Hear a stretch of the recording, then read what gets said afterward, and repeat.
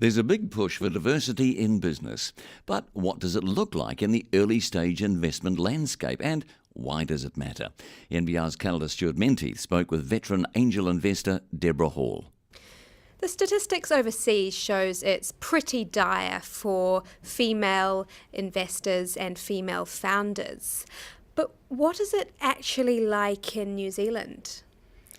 So I've been kind of following these statistics in New Zealand for about 4 years now, and I kind of keep seeing the international figures being replayed, that, what I call the 4% figure, which seems to come out every time people talk about this, that only 4% of venture goes to women founders, and that's a US figure.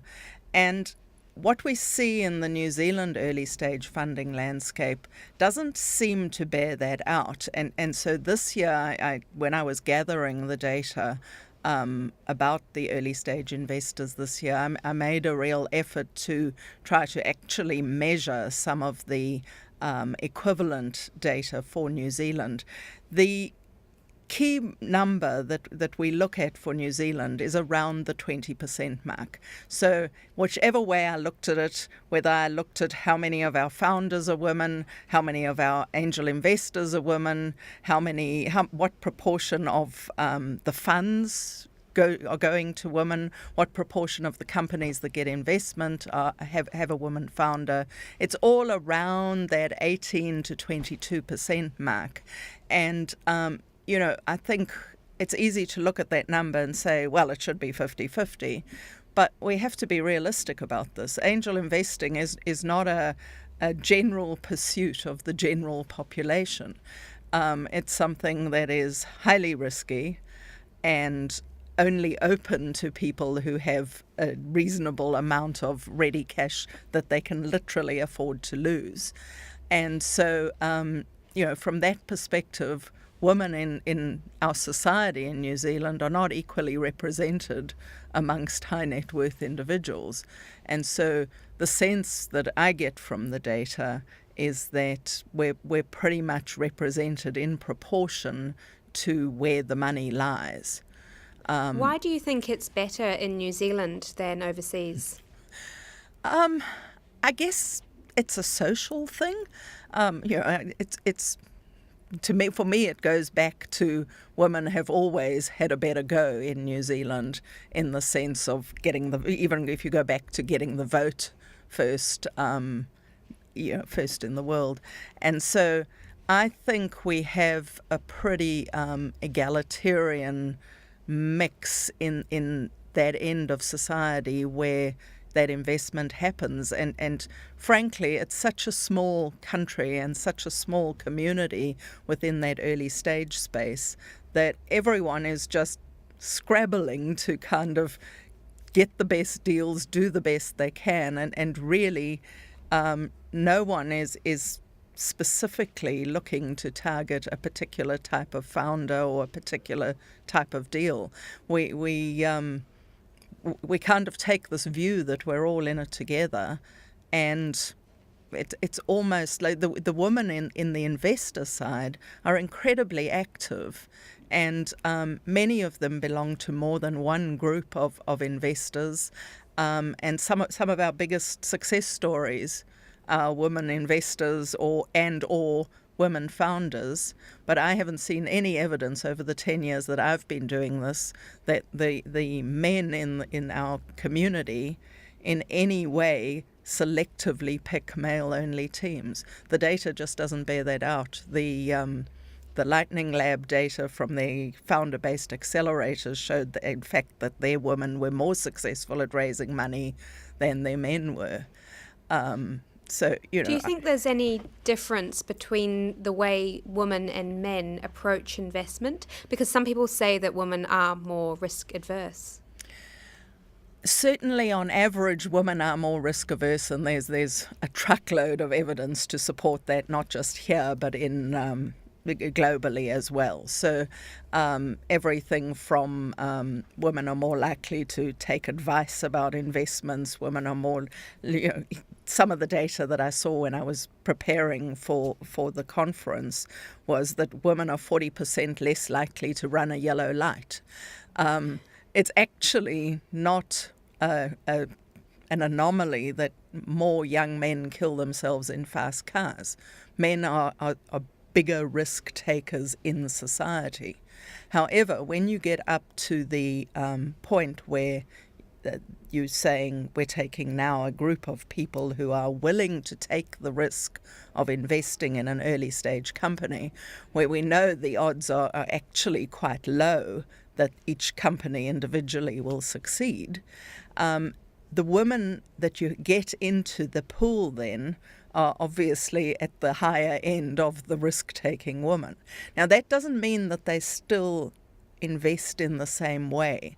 And so one of the biggest differences we saw was actually not amongst the investors, but amongst the founders that we had data from.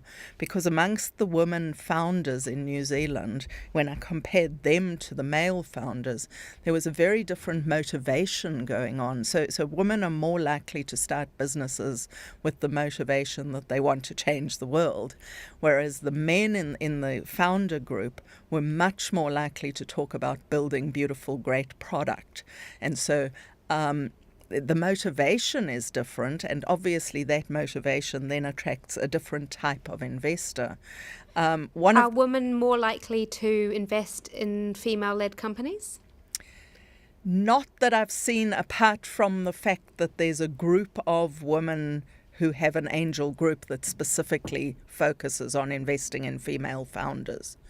The archangels. The archangels. But if I take that group effect out, then I see women investing in men and women, and men investing in men and women. Yes. And so, I guess the thing that's always struck me most about this community, and I've got like a 30-year market research background, so when I got in about 10 years ago, I immediately started exploring what it is that makes these people tick.